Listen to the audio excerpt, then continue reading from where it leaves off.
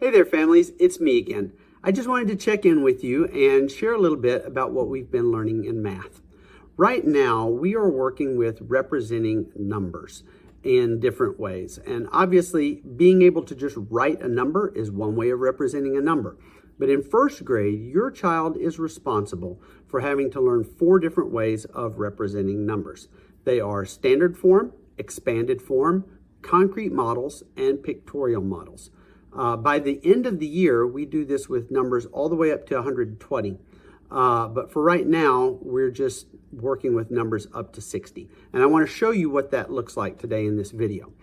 Now, the standard form of representing a number is just the way that we adults write numbers, with 1 digit for each place value. So for a number like 47, we just write a 4 to show that we have 4 groups of 10, and a 7 to show that we have 7 in the ones place. I tell the students standard form is like the numbers that we see on a number line or in a 120 chart.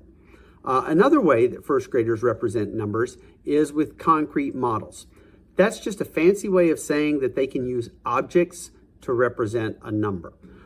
So in class, if I ask students to make a concrete model of a number like 13, the most common ways that we show that is with linking cubes, or with 10 frames, and counters, or with base 10 blocks. For numbers that are greater than 20, we almost always use base 10 blocks. Now, you might not have any of these manipulatives at home, but your child can still make concrete models out of Legos or even things like uncooked beans or spaghetti. Have them group those objects by tens so that they can count more easily and understand that the digit in the tens place tells how many groups of 10 are in the number. And since I'm talking about representing numbers, and I've used that word digit a couple of times, I'd like to take a moment to explain the difference between a number and a digit. The way I explain it to my first graders is that the relationship between numbers and digits is very similar to the relationship between letters and words. In the English alphabet, we have 26 different letters that we use as building blocks to create words. With only a couple of exceptions, every word in English is made from a combination of these 26 letters. Digits work the same way.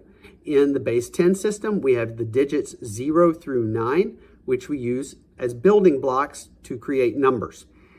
The confusion comes because each of these digits can also represent a number by itself. So sometimes a 5 is a digit in a number like 53, and sometimes a 5 is a number that represents a value of 5, like 5 oranges or 5 bean burritos. And letters work the same way. Sometimes I is a letter, as in the word pig, and sometimes I is a word by itself. So I hope that clears up any confusion about the difference between digits and numbers. But anyway, back to representing numbers. A third way that first graders represent numbers is with pictorial models. That just means that they can draw a picture to represent a number. With numbers 20 or less, they might draw individual images to represent the number. So if I tell a student to draw a pictorial model of the number 14, they might draw 14 happy faces or 14 flowers or even 14 little circles. But for numbers greater than 20, we teach students to draw an abstract version of base 10 blocks. They draw sticks to represent the 10 rods and little balls to represent the units. And when we get to 3-digit numbers, they draw a big square to represent the 100 flat. Finally, first graders have to be able to represent numbers in expanded form. Expanded form is just a way to decompose a number in a way that shows the value of each digit in the number. So the number 28 in expanded form is 20 plus 8, because the 2 carries a value of 20 and the value of the 8 in the ones place is just 8.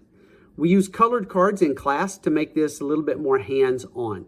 So this is something that can be created at home pretty easily. For example, I might tell students, show me the number 59 in standard form. They'll take the 50 card and lay the 9 card over the 0. Then I can say, what is the number 59 in expanded form? Students separate the cards and can see that the expanded form of 59 is 50 plus 9. So that's a basic overview of what representing numbers in first grade looks like. Ideally, students can also verbalize their thinking in a way that shows an understanding of place value by saying something like, I know that 27 is 20 plus 7 because it has 2 10s and 7 1s. But that's a skill that can take a little bit of time to develop.